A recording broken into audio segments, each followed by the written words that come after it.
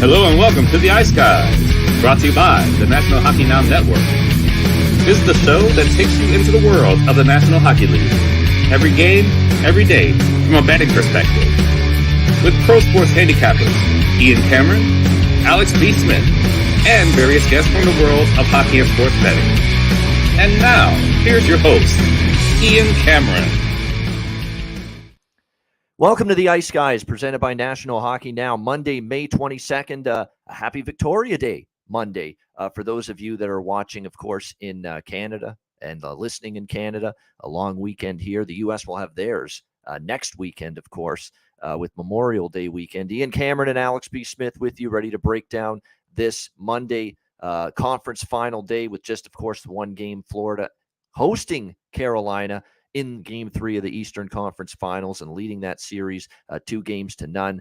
Alex, how was the weekend for you? And again, now as we roll into a new week, suddenly a potential, Alex, and I mentioned this on Twitter, that the conference finals in the NHL and the NBA both could end up in sweeps. Both conference finals in both leagues could end up in sweeps. I'm still going to say that's not going to happen, though, in this league here in the NHL. Yeah, I don't think so either. But it's just a fascinating turn of events, like you said, in both sports right now. And it's funny because this is something I wanted a couple of years ago when the summer was just kind of dragging along fast, and of course, the season was dipping into the deeper part of June and into July. Would have been nice to have a bunch of sweeps then, but now here we are with teams taking commanding leads and getting the work done. And it's different, obviously, in the NHL and the NBA. With the NHL, we're talking about, these teams that are taking these 2-0 series leads, but we're talking about super close games. All of them have gone to overtimes. And it wasn't that one team, had a tremendous effort and blew it, or, they just all kind of floated around in the middle of the game, right? Like there's just been one or two instances of a mistake happening that leads to the game-winning goal or a big situation that shifts momentum. Other than that, we've been seeing, pretty, back and forth hockey. It's been entertaining. Certainly not dull. I know a lot of people were kind of saying maybe, yesterday's game with Vegas and Dallas was a tad bit dull, but if you're really watching closely, that was entertaining. And I tweeted about it. I said, this reminds me of teams I've seen win before. It reminded me of those Hawks teams and those Kings teams. They had games and wins during those series, during those runs where, they got a couple of goals and then it wasn't that they were sitting on the lead or sitting, comfortably. They were just playing their game and taking everybody else out of it. They were wearing their opponents down, wearing the crowd down. Think about when Vegas tied the game. The crowd was, of course, electric at that moment and in the seconds afterward, but it wasn't the same kind of buzz you would see if Vegas had scored a goal, in the second period. It was just different because the crowd, you're watching playoff hockey, and I think all of us can relate to this as fans, and certainly as bettors, it can wear on you. And that crowd seemed a bit worn out by the style of play that Dallas was dictating for most of that part. One mistake leads to Vegas tying the game up, and then anything goes in OT. We've seen quick overtime goals here. It's funny, 3 quick overtime goals and then 1 4 overtime game. So that's kind of the fascinating stretch of it. But it's just exciting hockey. It's making it tough to bet on nowadays, of course. And with all the futures and different plays I have, everything looks to be in trouble. I'll be fully honest with you. Everybody knows how much I love Dallas, and as well as we've done with Dallas this postseason, everything might go up in flames as far as futures in the conference and the cup if they don't get their act together in Game 3. Right, and that becomes definitely a must for them. We'll start there. You mentioned it, Dallas and Vegas. That was the game that took place yesterday. Another overtime game. That's 4 conference finals games and 4 overtime games here. I maybe should just be betting the draw every game. That's actually what I'm doing now. Is just going to bet this draw every single time right now, both series. I mean, and because we have just seen very little separation, the margins have been razor thin in both conference finals so far, and it's obviously played out that way with 4 conference finals games and all four of them going to overtime so far. It's like a 2x4 upside the head if you're the Dallas Stars yesterday. I mean, if you are in complete control, you couldn't have played a much better game on the road in the playoffs. I mean, you held the decisive puck possession advantage. You were in Vegas's zone more often than not. You didn't give up very much at all in terms of quality scoring chances to the Golden Knights. You played an impeccable defensive game for the most part. It wasn't even this Jake Ottinger, like we thought, midway through the third, it's going to be another Dallas win, bouncing back off a loss. But it wasn't necessarily going to be that Jake Ottinger masterpiece, because he really didn't have to be great. He wasn't very busy for much of that game yesterday. That is how well they played defensively for much of the game. Just carried the play, just gave Vegas nothing. But all of a sudden, old man Winter, Ryan Suter, decided, I'm throwing this pizza up the middle of the ice there in my own zone. It's going to get picked off. And sure enough, great pass, too, to find Marchessault for the tying goal. Just a mistake that a veteran defenseman can't make, someone that Ryan Suter's experience level shouldn't make, but he made it. And that's the unfortunate part. It ends up tied. And then, of course, in overtime, just bad tracking of the puck and just not having your man right in front of the net in terms of letting Chandler Stevenson get to that loose puck in front of Jake Ottinger. He bangs it home, and just all of a sudden in a blink, like Dallas probably doesn't know what hit him. We played a phenomenal 55 minutes of hockey on the road in game 2 yesterday, leading that game 2-1 from the mid part of the second period. And to just all of a sudden, bam, Vegas ties it off a turnover and then wins it in overtime. That's a painful loss. I don't care what anyone says. That is a very painful loss. That's a tough one to swallow if you're the Dallas Stars, considering how well you played for much of that game. And this is going to be the ultimate test of mental adversity here, Alex, for Dallas going into game 3 on Tuesday night. They need that one. You can't go down 3-0 to a team as good as Vegas. Hell, at any team at this stage of the playoffs when we're talking conference finals. These teams are too good, in our opinion, probably to come back 3-0 down at this stage of the season. So it's a must for Dallas, but they've got to be in the right frame of mind. Somehow, it may not be easy, but somehow they've got to shake that off, put it behind them, as difficult as it might be, and say, hey, we got to go win a game 3. Yeah, absolutely. And we've seen this team be resilient during the postseason. We've seen them be resilient during the regular season as well. And now they have to really bring their A+ game in game 3, and they have to do it early. They have the crowd on their side going back home, and they have to use that to rally them and get things rolling if they want to make this a series. I don't think they get swept, but they definitely, and like I said, the odds of coming back from down 3-0, especially at this point, are slim to none.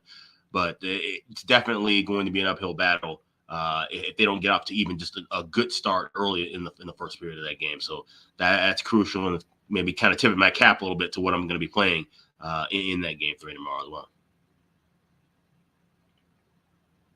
Yeah, I mean, for Dallas, definitely it is a game for them where they got to have, that's the one thing they've actually done pretty well in this series is they led 1-0 after the first period in game 1. And even the start yesterday was good, even with really the only reason it was tied after the first period was Dallas got called for 2 penalties at once to put Vegas on a 2-minute 5-on-3, which allowed them that opportunity to tie the game there. But, it's got to be frustrating too. I just had to laugh too when that game ended.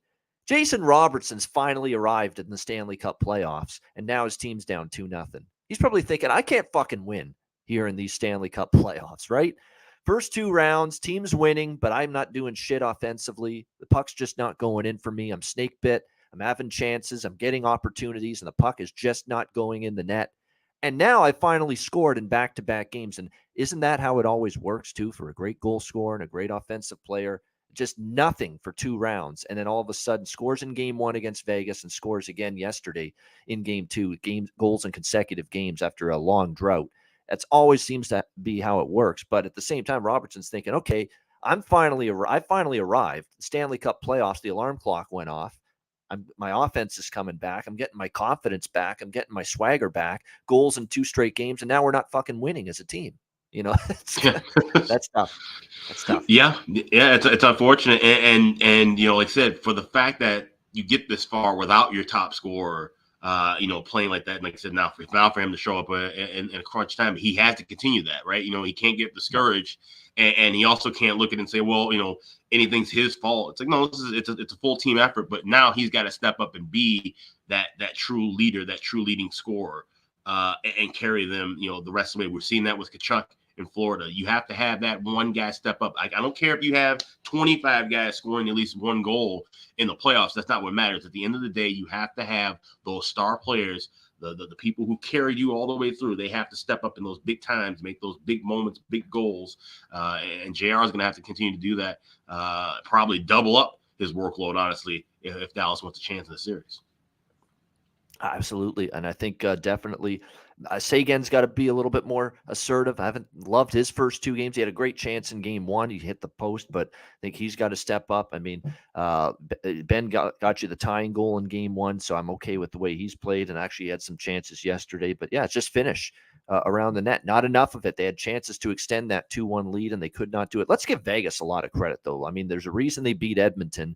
There's a reason they're up 2-0 in this series. They are terrific, line 1 through 4. They're all interchangeable. They can all make an impact for the Vegas Golden Knights. That's what's so special. I mean, Teddy Bluger, scores a goal for them here in game one the other night. So, he's a fourth line player. I mean, that is why they are a dangerous team. Line 1 through 4 can make an impact. And I don't know if there's a better 1 through 6. See, that's another issue that Dallas has to overcome in this series, Alex. There's no way 1 through 6, their blue line is as good as Vegas or as deep as Vegas. You're starting to see that law firm of Harley and Hanley on the blue line for the Dallas Stars make some mistakes and have a real take some penalties, get hemmed in their own zone and cough up the puck. And that's the glaring difference, I think, right now in this series. And it could still be the glaring difference moving forward, is that when you look at these two teams on the blue line right now, Dallas, after you get past Heiskanen, Lindell, Miller, and Suter playing okay, but obviously just an egregious turnover yesterday.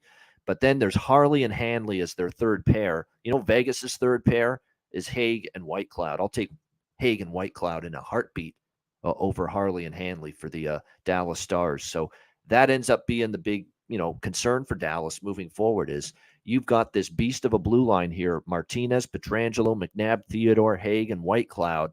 And I can't match that.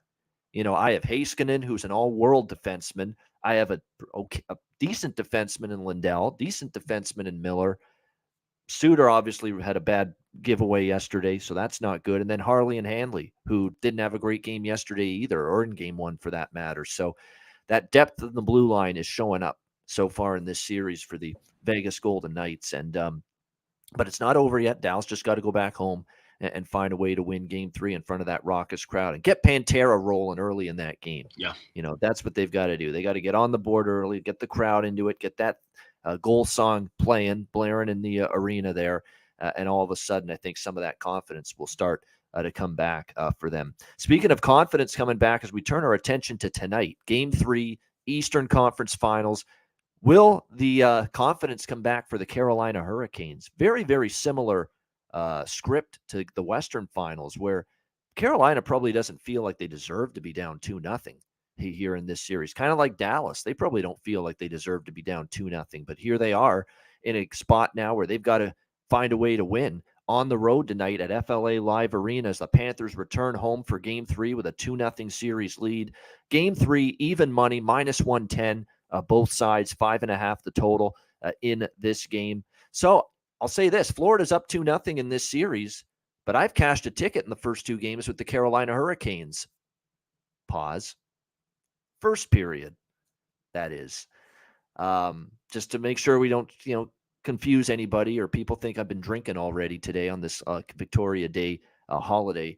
Yeah, I have cashed tickets with Carolina in the first 2 games, believe it or not, of this series, because I only took them first period in game 1. I only took them first period in game 2.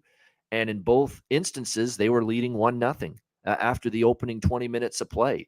And it was after that in both games where we really saw the Florida Panthers get better, get stronger, get their way back into the game, because they're just the ultimate piece of resilience right now, the Florida Panthers. They are. I mean, they just don't ever go away. They never get shaken, and they just battle their way back into games. And they got a goaltender that it obviously is doing an impeccable job keeping his team in the game. Like, again, in game 2, Bobrovsky never let that thing get to 2-0 for Carolina. Even after that onslaught, what were the shots? At one point, I think they were 16-2 or something close to that for Carolina in the first period of game 2.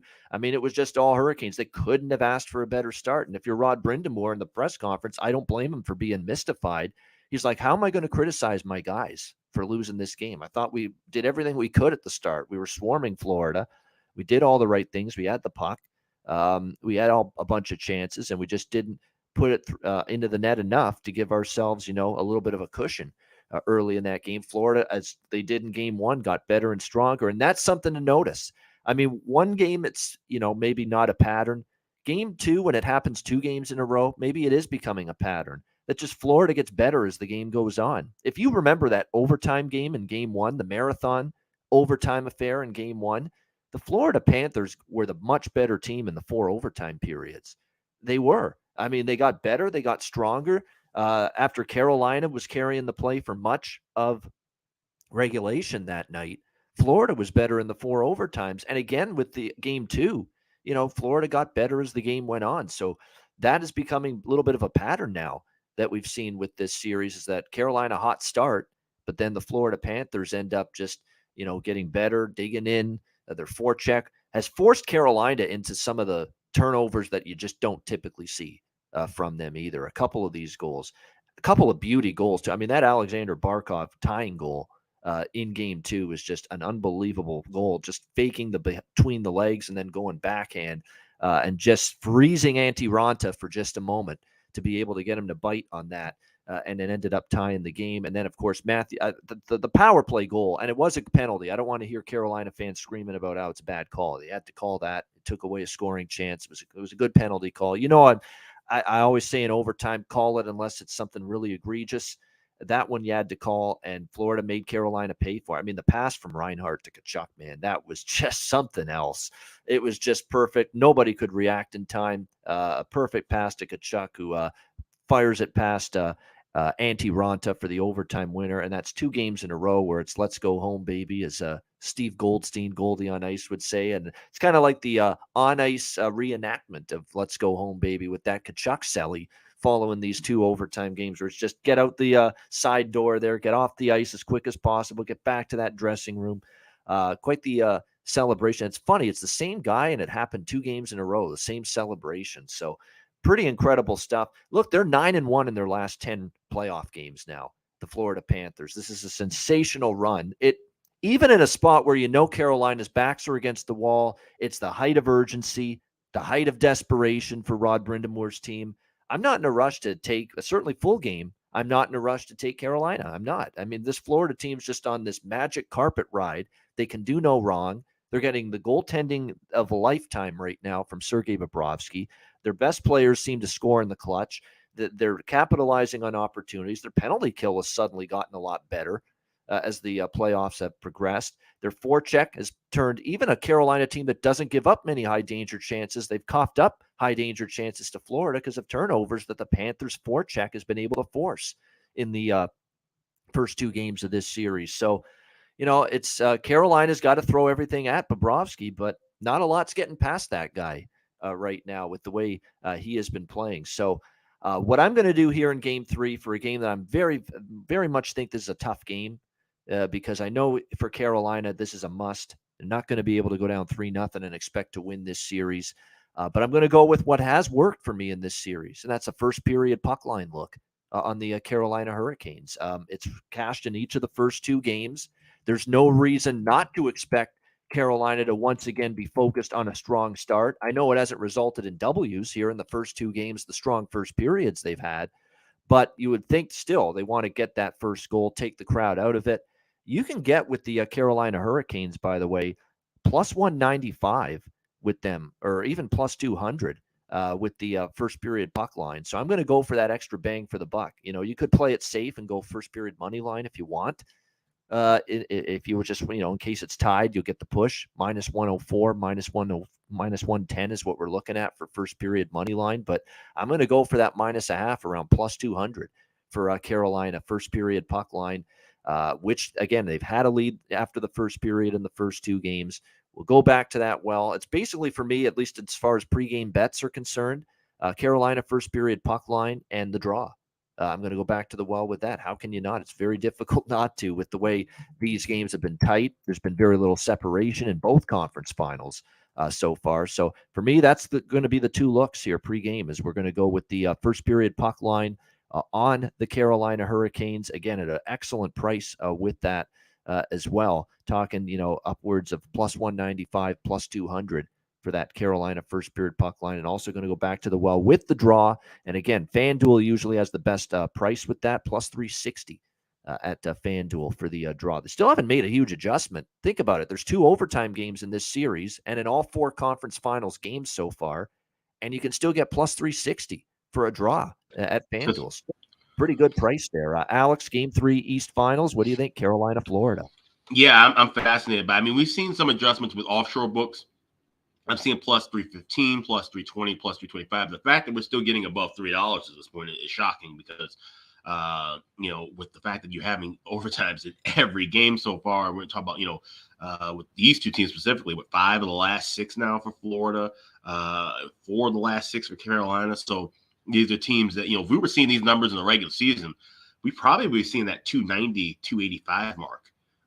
With both of these teams in a regular, just kind of a streak fashion. And have to stress it, like I always do, you have to play the 3-way draw. Do not do the yes-no prop for overtime, because that's what I'm seeing the changes. I'm seeing plus 275, plus 280 for yes in overtime. Do not bet that. Don't cheat yourself.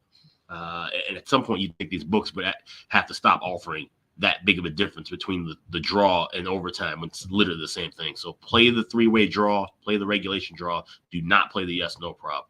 Just have to always stress that. But for Carolina, it's tough to say that they got to change something, right? Like you said, they've been jumping out to leads early, dominating the pace of play, and then just kind of breaking down. So the thing they have to change is really within the second and third periods.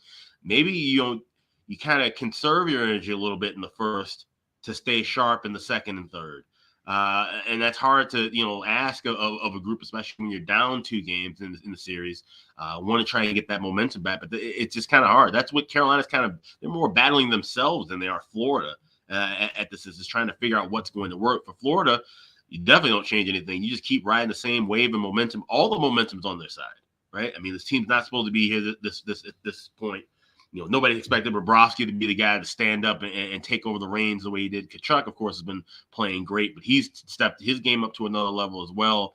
And Florida just got to try to find a way to dominate, play like the better team. They are the better team right now, and arguably all of the 4 teams that are still left in the playoffs.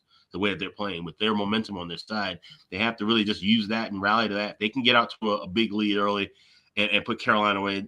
Not only will Carolina be done in this game, I think that's when you start talking about a real chance of the sweep here.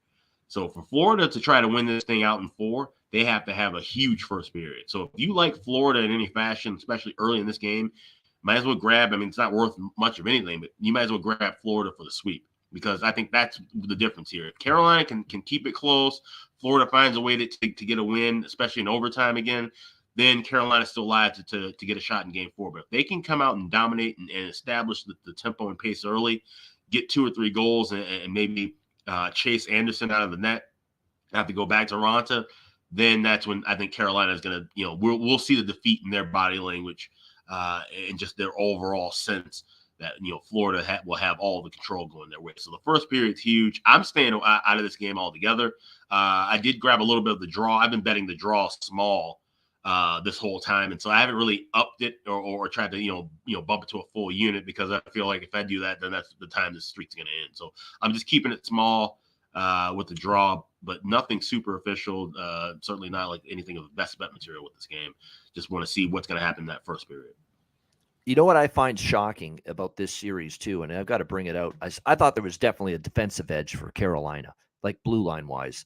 When you look at that 6, Jacob Slavin, Brent Burns, Brady Shea, Brett Pesce. Gostisbehere is the one that's still a little iffy, but he's played better with Carolina. He's negated a lot of the mistakes he was known for with Philly and Arizona. And Jalen Chatfield's played pretty solid. That's a really good 1 through 6. I've been shocked, though, what Florida's gotten from their depth blue liners. We know Forsling, Ekblad, Montour have been excellent.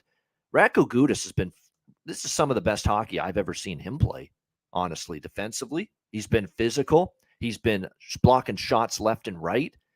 Same with Montour. They all have been, but they've all been really committed to just being strong, good gap control in the neutral zone, kind of playing the way Carolina plays, kind of giving the Hurricanes a taste of their own medicine.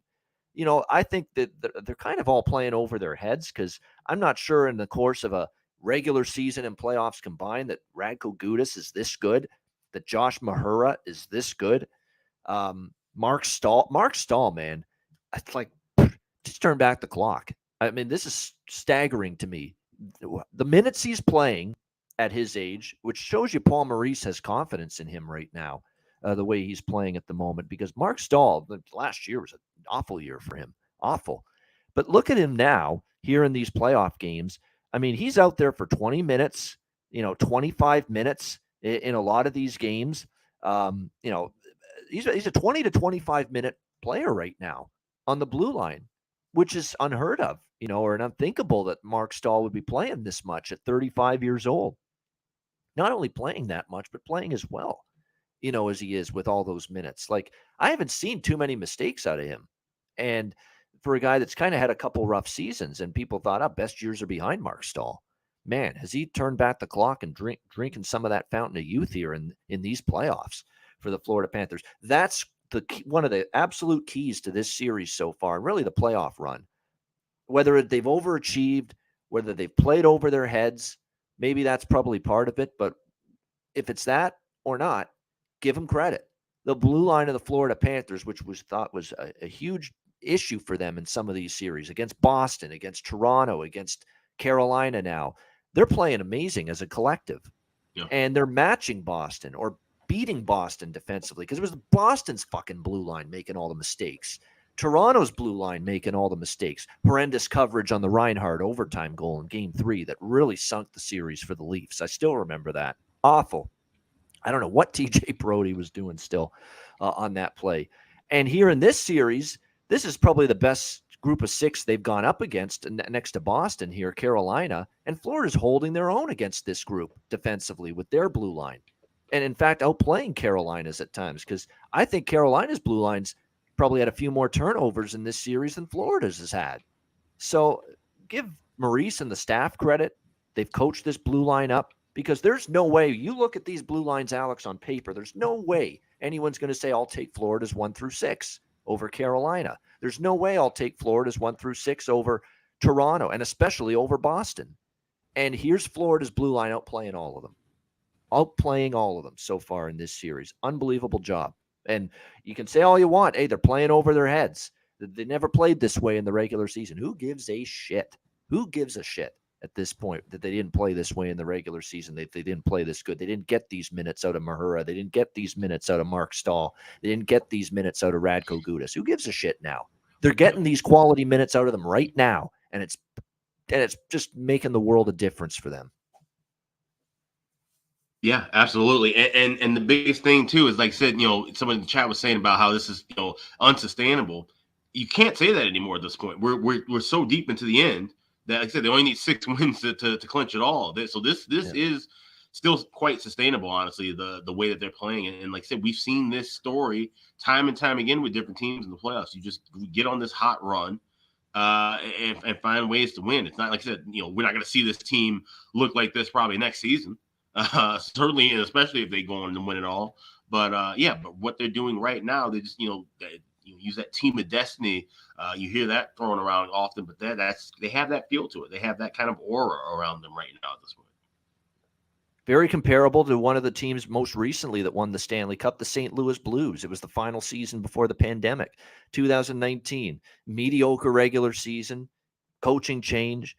They ended up just barely getting into the playoffs, but they got in and they were hot going in. And look, that was a blue line too, that throughout the course of the season, they didn't play great. And all of a sudden they're playing over their heads in the playoffs. They go all the way to the Cup final, beat Boston, in 7 games. I mean, that looks like the blueprint of the Florida Panthers right now. Now, Florida's still got 6 wins to get. Let's not forget that. And 2 more wins to get in this series. We can't count Carolina out completely, but no, that's what it takes. It just takes everybody playing their peak form collectively at the same time. And that's what's happening with the Florida Panthers. Blue line 1-6, peak form collectively. Forwards, first line, second line, third line, fourth line, peak form collectively. Sergei Bobrovsky, absolutely peak form. He hasn't had this kind of form probably in 4 years, at least, in net for the Florida Panthers. So that's what it takes to go on a run and maybe win a Stanley Cup at this time of year. Everyone's got to play their best form, their peak form at the same time. And you're seeing that right now from the Florida Panthers, and it's pretty incredible to watch. This is one of the more surreal, stunning, impressive, and at the same time incredible runs I've seen just because of where they were. I mean, didn't they still need like Pittsburgh to lose to Chicago, and somehow that happened? And we're not even talking about any of this shit. Yeah. If Pittsburgh We were on the Betcast. fucking stubbed their toe down the stretch, Chicago and Columbus, and some of these games that they lost that they shouldn't have, and Florida may not even be in this postseason chase when it was all said and done. So, but here we are, and it's going to be, if they finish this deal, win this series, go to the final, win the cup, this is going to end up being one of the most insane and improbable Stanley Cup playoff runs that we'll have ever seen, honestly. I think that's where it will be when it's all said and done. No question about that. And that's in spite of the fact that Florida was a President's Trophy winner last year, which I do say, like, we know there is talent there, and this was a President's Trophy winner last year. But considering what we saw in the mess of the team and the inconsistency and the erratic play of this group for much of the regular season, this is still, if they finish the deal and they finish the job, one of the more improbable championships we'll have seen in the NHL in a long period of time. But a huge game 3 tonight. Looking forward to it. As far as the total goes, I know there's some people in the chat. I'm pumping the brakes on the over, but I'm not jumping to the under either. Let me put it that way. I'm not jumping to the under. My handicap of game 2 was that with all the fatigue factor and all the minutes on the ice for those defensemen, both sides, game 2, there'd be a lot more sloppiness with the puck and turnovers. And to me, the pace was good and there were some mistakes, but goalies were cleaning up the mistakes, especially goalie Bob in particular. So that's the problem. You've got to overcome this heroic goaltending if you're going to cash an over in this series.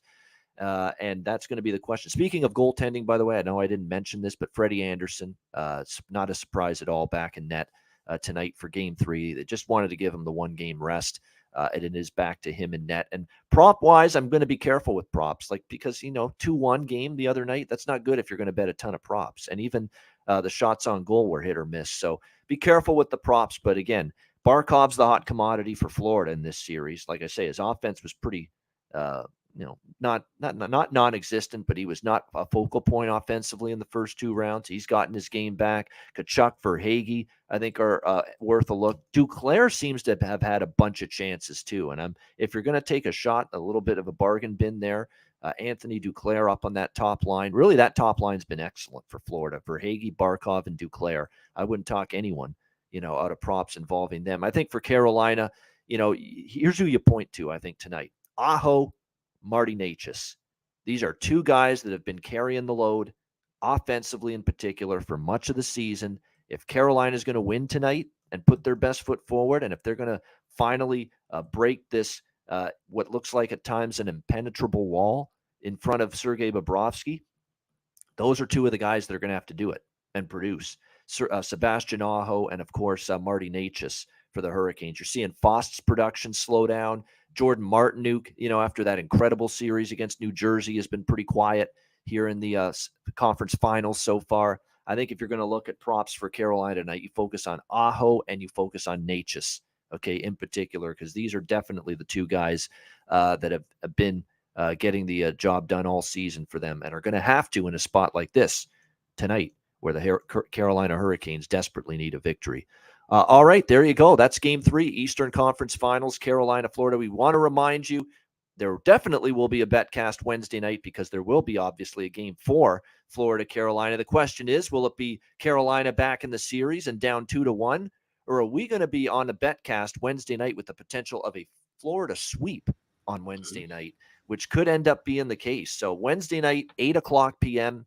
Eastern time is going to be the start of that betcast. So make sure you join us for that, 8 p.m. Eastern time on Wednesday night. Again, if you want to join us for the betcast, DM me at Bobano on Twitter or email Bobano350 at gmail.com, and we will send you the link for the betcast before it begins. And again, live betting, commentary, drinking encouraged, the usual. And again, if you want to join us on the betcast, make sure you DM me at Bobano on Twitter or email Bobano350 at gmail.com. I believe we have we're supposed to have Nick Minerva joining us. We thought we might have to reschedule, but it looks like he's trying to join us right now as we speak. There he is. What's going on? Sorry, guys. What's up? It went to spam, and I was like, uh-oh, I have no idea where to find this and that, and now I'm here. I apologize. That's what it is. We send the link for people whenever they join us as guests on the show, and sometimes it doesn't always go right into their inbox. But there we go. That's the reason. So there we go. We got Nick with us now. Nick, good to have you. It's good that you joined. But when we did, we were going to end the show basically in like 5 minutes. So just in the fucking nick of time, but no pun intended. But, I honestly did not plan that. People say I plan this stuff with the segues and the puns and all this. No, I don't. I swear to God, I don't. But good to have you with us. Talk about, you were playing, obviously, pro this season, and also the company, Advocate Athlete, that you're running right now. Tell us a little about that. Yeah, so just to touch base, I'm a defenseman. I'm a 96 born. I played in the SBHL this past year for the Birmingham Bulls. Unfortunately, I got injured halfway through the year, so had to take a step back. But luckily enough, my coaches allowed me to be on the bench and assistant coach as well and run the defenseman. So, and then I had the respect of my peers and my teammates to actually hold them accountable, which I understand that might be a weird little thing. This guy was your teammate, and now he's sitting here screaming and yelling at you on the bench. So I applaud them to listening to me and believing in what I had to give them. And in terms of the Advocate Athlete, it's about 3 months in. Thank you for asking, by the way. It's kind of a custom comprehensive hockey development and advising services. The end goal would be to build an academy and really start something there. I think that the hockey world is craving for a change in the narrative. And I believe that this company will be the jumpstart to really making that change in this world that we need. All right. I like the mindset there. It's funny. He was on our show last year during the playoffs, Matt Carey. He's got a hockey academy right here in my backyard, Hamilton, right now going on, and it's going quite well for him. So that's definitely good. So Birmingham Bulls, right, this past season, right? Yes, sir. Yes, sir. Well, you know what? And this is a day, like we always do this with the player that joins us for the first time. We get the clip, we get the highlight reel, we go to the vault, we find something from their playing days, and I'm telling you right now, we found something pretty damn good as far as our guy Nick Minerva here is concerned. And let me just bring this up. But when you look at this league too, this is SPHL, right? I've got that right. Correct. Yeah, I've got that right. Okay. Yeah, this is definitely going to be this is a hilarious stuff. This is the kind of stuff I don't think we see enough of in hockey. This wasn't a full-on line brawl this past season, but it got a little heated. It got a little cantankerous. There was some physicality being exchanged here. And it's pretty recent, Nick. This was from the past season. It was a team I think you played for previously, Macon Mayhem, actually, against your Birmingham Bulls. And I'm telling you what, this was a nice little line brawl. And our guy here, Nick, was a big part in it. Here we go. With a good defensive play, although now here we go. Rose got a little upset that the holding wasn't called, and an elbow came up, and now and they just all pile in there. There's Nick number 5 there. You can see him. Just got someone in the headlock right now. Yeah, the go-to. Aragon there. Carson Rose, I know, is there. Hayes is there. Hayes, the former Bull, and Rose. Now look out. Oh, Minerva. boy. And then, you separate from the pack, and you take on this guy Murray. Minerva's now you going. start swinging. But we're not done, folks. I love this shit, man. This is old. This is funny. I'm trying to avoid this stuff later in my career so I can try to show people that I don't just do this, and here we are. I was looking for some goals, man. I swear. I was looking for some goal highlights for you. Oh, God, yeah. They're few and far in between recently. And then look at you separate there, and you swung him around, and then you got the tongue sticking out at him, like. This is going to take a while to sort out. And he's coming after you. He wants some more. He's not done with you yet. And you're giving him the old bye-bye to him, like, goodbye. Yeah. Gets escorted to the box, and here comes I get paid to be the antagonizer. And you played that role to the tits right there. No question. So, fun shit right there. Good stuff indeed. Now, I appreciate that. Thank you. I forgot about that. Well, the good news is, and that's the funny thing is that we've had some of our guests on. I play a random clip from their past. It's like we never forget. We find it somehow. Whatever you think you left in your past, we'll bring it back into real life here. I love it. But I that love was that. good. So I know in terms of your playing style, describe it, because I know you don't mind mixing it up, but at the same time, you also want to show to the coaches, hey, I'm more than just someone out there to ruffle some feathers. Yeah, I guess growing up, I was always the go-to guy, so I've always had to do everything, even from the back end. I'm also undersized. With that being said, I would say, like, typically I would try to portray myself as a two-way hockey player.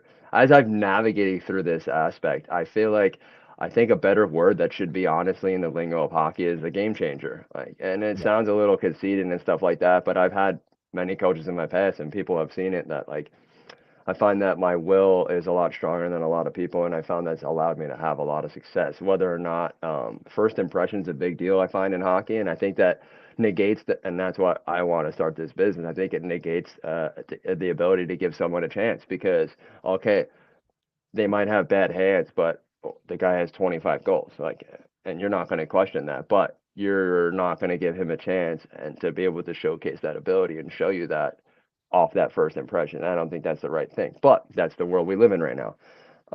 So if anybody asked me, I would say two-way hockey player. I take extreme pride in playing defense and being positionally sound, but I think I can help push the pace offensively as well. And I've done it my whole career. I would like to think that. I'm looked at as a guy 5-on-5 that's a little more of a containing, so it takes away that I think I have a knack to be able to produce on the power play. It's just that those guys are typically the guys that are very flashy or look the part more or less. So I always try to explain it now that I'm navigating through this. It's like, okay, like you get the really high-end skill guy and then Nick Minerva. The really high-end skill guy, every 10 reps will look great every time, but may not score. Nick Minerva will screw up 3 times, fall over 3 times, might mess up 1 time, but the other 3 times it'll be in the back of the net. So in reality, I'm still up 3-0. Yeah. That's a good way to put it. But you're also going to go head over fist to score a goal. You'll go to tough areas. You'll take a pounding and try to find a way to put the puck in the fucking net, which a lot of players don't do that enough. I'm talking about you, Austin Matthews. Hello. It's funny you bring that up. It's funny you bring that up now because I think as I'm going to get into the coaching aspect, I think a best way to describe players and like who I'm going to go after are leaders 100%, and two are the guys that like are considered dogs. And a guy considered a dog, in my opinion, right now that we're seeing evident from is Matthew Tkachuk. You look at his past and you look at his recent years. You see somebody that has won at every single level and has had success. Yep. Like, and the reality of the situation is, what has McDavid done? I mean, is he one of the most elite? Is the most elite hockey player there ever has been? Alex Ovechkin had to learn the hard way. He need to incorporate defense within his game to be able to pay the ultimate price, and that's to win. And I think that some of this stuff takes away from how kids should approach the game of hockey. Like, yeah, it's one thing to be so offensively minded and so great. I think we play the game to win. We don't play the game to make millions of dollars. And if that's your prerogative, okay, I get that. But it should be to be winning at all costs. That's why you play the game. That's why you grew up playing it. So we've got some concerns with a handful of players, maybe with that mindset in the NHL. I want the bag. I want to get fucking paid. Winning is, the second thought. That's everywhere I find in a league like the NBA, where it's just it's insanity. And I know Barkley has just been sounding off on people for resting and load management in that league, and just you got a hangnail, and all of a sudden you're out and not playing one night in the NBA. It's just absolutely fucking absurd. That those guys just they'll take a night off at any length, basically. But no, there's a price you have to pay to win in the playoffs. You got to take punishment. You got to dole out punishment as well. And you've got to find a way to just, go that extra mile. You got to play a 200-foot game. You've got to be relentless in puck pursuit. And there's for the floaters of the National Hockey League, that's not a good thing for them. Because you've got to be able to play at both ends of the ice, and there's not always that commitment. And I think if in the case of McDavid, and especially in the case of Matthews and Martin, those Leaf guys that keep falling short, there's that issue with that commitment to be able to do that and consistently for 60 minutes, not do it for one shift and then not do it the next shift, because that one shift you don't do it, the puck's in the back of your net. And that's what Yeah. happened in one game for Toronto against Florida in the last Mhm. round, game 2, when they had that great first period. 2 bad shifts where they coughed up the damn puck at their own blue line, and it ended up in the back of their net. By the way, that is stuff that the advocate athlete folks will not teach to their Yeah, thank you. Yeah, I mean, another prime example. I know you guys watch a lot of hockey. Last year, for example, Calgary was playing Edmonton. Yeah. I watched Leon Draisaitl and Connor McDavid literally take the full reins and come back and tie the game up down 6-3 to make it 6-6. I applaud them. I couldn't even believe what they did. It was amazing to watch it. The next shift after they tied that game up, they blew the zone and left them be a 5-on-3 and got scored on and got sent home. That's the problem. Like, you just did all that work to get back into this game, and then you blew the zone just to try to score another goal to win the game, and it ultimately backfired, and now you're sent home. And then everybody's scratching their heads like, why can't you win hockey games? It's the goaltending's fault. It's the defense's fault. Come on, you're the best player in the world, and you're the captain. You should be able to show the ropes. You're the leader. You're the guy guiding the ship who's showing the narrative of how it should be done, and then everybody else should follow. 100%. I can't argue with any of that. And that's what it's going to take. It's that, the general leads and the troops will follow. Okay. Mhm. That's the way this thing works. And if they see, the superstar players giving you that effort, not making those mistakes without the puck, then the rest of the team's going to say, you know what, that's the way we have to play too, in order to win and be successful. But you don't always see that, unfortunately. Let's get your thoughts on the conference finals, Okay. Nick. Just first of all, Vegas, Dallas. Vegas up 2-0 in that series. What do you think of how it's gone so far? I thought it's gone pretty well. I think, being in overtime and it's a great series thus far. I think Vegas is going to take it. I think they have the right depth and the right guys at the moment. I think were hungry for success after their first year, so they're continuing to be hungry. Within that being said, I think some of the superstars on the other side in Dallas, you're not hearing a lot of them, right? You're hearing more of these younger guys that are coming through the ranks right now that are being the studs. And then I think if they want to have that overall success, you're going to need to start hearing those other guys' names, not to mention any names, Ben and Sagan. But they need to start showing up and do what it takes and be that leader to show everybody else. That's true. And a great point by Sancho in our chat. We'll put the comment up on the screen right now. It's actually true. I never thought of this, but it's actually kind of right. Don't ever take Dallas to win anything. And then after that, Cowboys fan. Yeah. Yeah.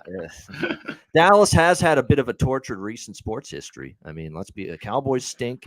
Or just have never been able to get over. I shouldn't say stink. That's a little harsh, but a little rough.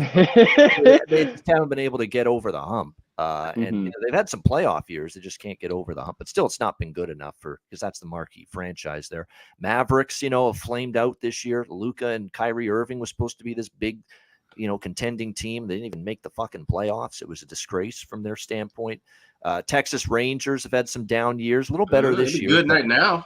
Yeah, looking pretty good. But again, 11-15.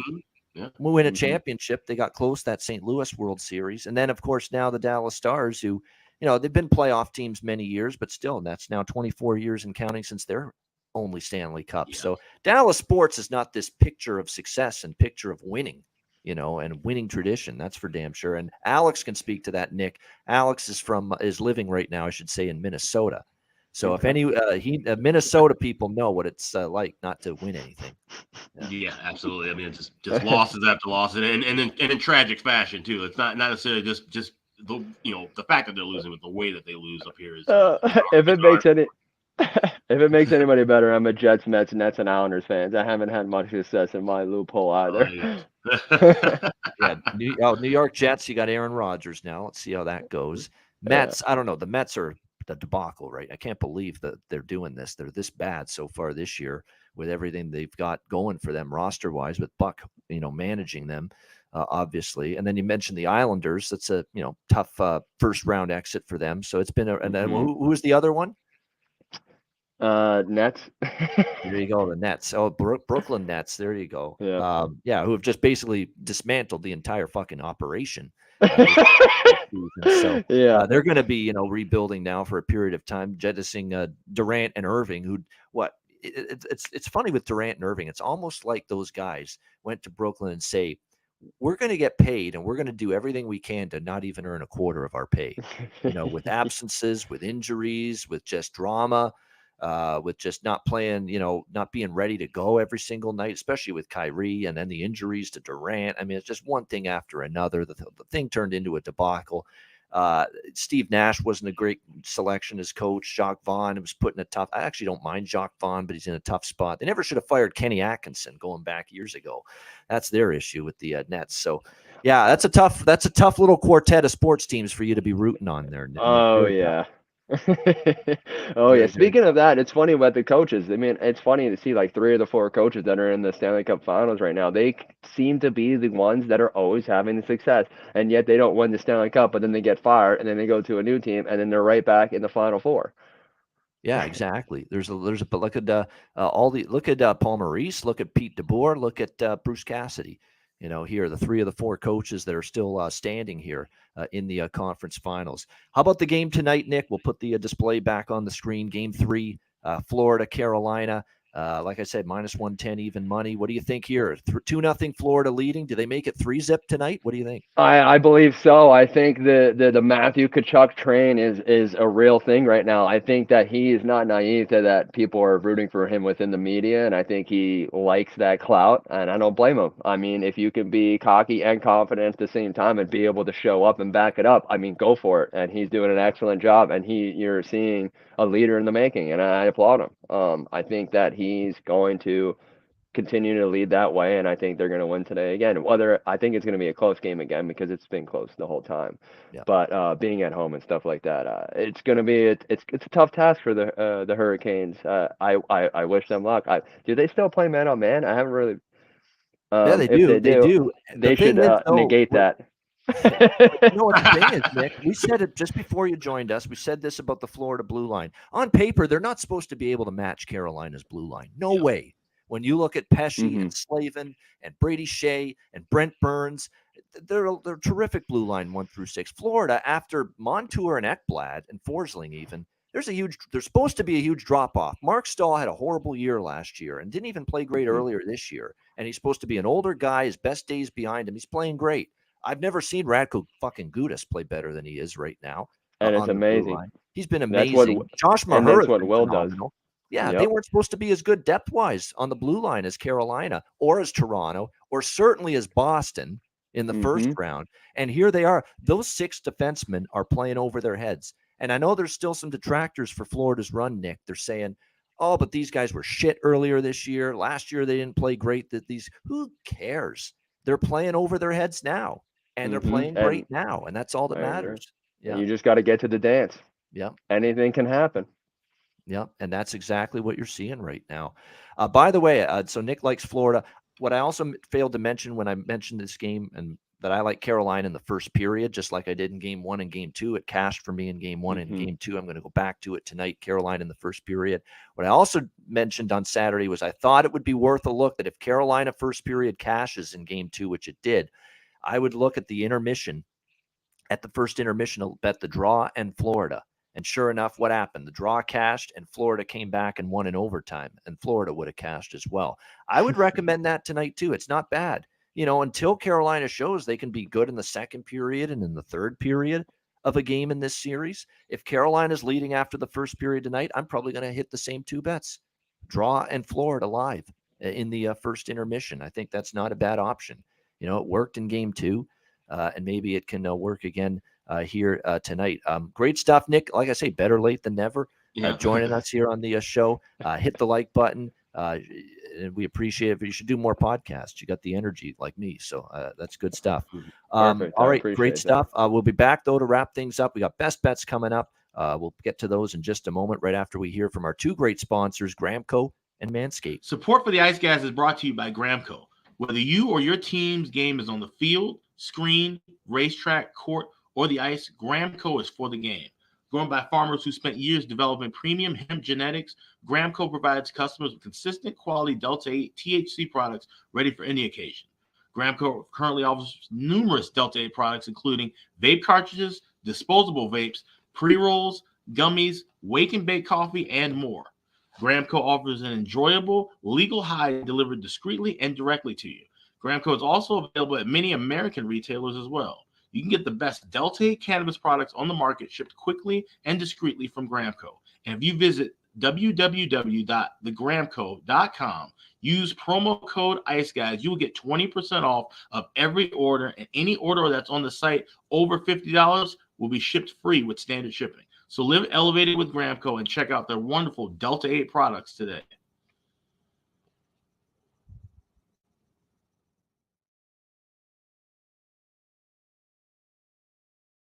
Support for the Ice Guys is brought to you by Manscaped, who is the best in men's below-the-waist grooming. Their products are precision-engineered tools for your family jewels. Manscaped's Performance Package, the ultimate men's hygiene bundle. Join over 7 million men worldwide who trust Manscaped with this exclusive offer for you, 20% off and free worldwide shipping with the promo code ICEGUYS. That's promo code ICEGUYS at manscaped.com. If my math is correct, it's about 14 million balls that you can preserve. The Performance Package 4.0 is the complete accessory package to take care of everything that is required. You've got, of course, the Lawnmower 4.0. Takes care of your facial hair and among other things. You've got, of course, the Weed Whacker. I'm approaching 40. Nose hair has become a major issue. It pisses the hell out of me. I need to take care of that shit, and the Weed Whacker can help you do that. Both of these products, waterproof and a 4000K LED spotlight for a more precise shave.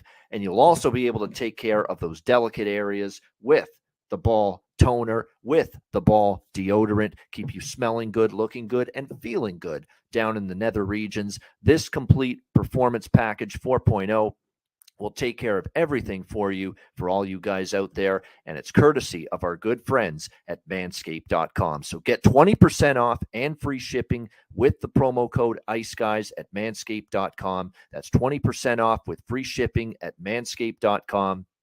And use promo code ICEGUYS. Unlock your confidence and always use the right tools for the job with Manscaped.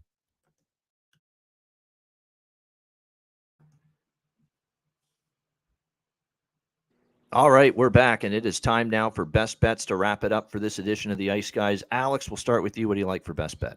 Yeah, like I said, not crazy about anything with tonight's game, but the one thing I do have in pocket, like I said, it's smaller than usual, but I'm on the draw. If it ain't broke, don't fix it. We've seen 4 of them in a row in this conference finals, and this is definitely the series where I can feel it, still being tight, still being a very close kind of a battle, and will probably take a little longer than 60 minutes to get it done. So you can get plus 315 and as high as plus 360 at FanDuel. 315 was the price that I was able to secure. So we'll go with the Canes and Panthers to go into overtime yet again. That'd be the best bet for Monday.